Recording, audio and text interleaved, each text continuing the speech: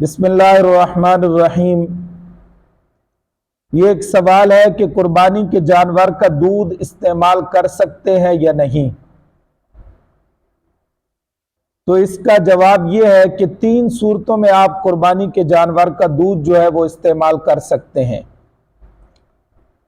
پہلی صورت کہ قربانی کا جانور آپ کا گھر کا پالتو ہو، آپ نے اس کو گھر میں پالا ہو۔ دوسری صورت یہ ہے کہ جب آپ نے وہ جانور خریدا تو خریدتے وقت آپ کی نیت قربانی کی نہیں تھی۔ تیسری صورت کہ آپ نے وہ جانور قربانی کی نیت سے خریدا لیکن اس کا گزر جو ہے وہ باہر چرنے پر نہیں ہے بلکہ گھر میں آپ اس کو چارہ ڈالتے ہیں اور گھر میں اس کو کھلاتے ہیں۔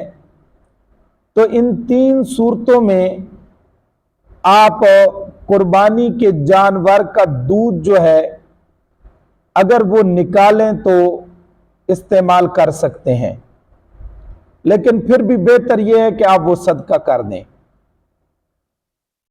لیکن اگر قربانی کا جانور آپ کا گھر کا پالتو نہیں ہے اور خریدتے وقت آپ نے قربانی کی نیت کی اور اس کا گزر جو ہے وہ باہر چرنے پر ہے، باہر چر کر آتا ہے اور گھر میں آپ بہت کم اس کو چارہ ڈالتے ہیں، تو اس صورت میں اگر آپ اس جانور جو قربانی کے لیے آپ نے لیا ہے اس کا دودھ اگر نکالیں گے تو پھر اس کو صدقہ کرنا واجب ہے۔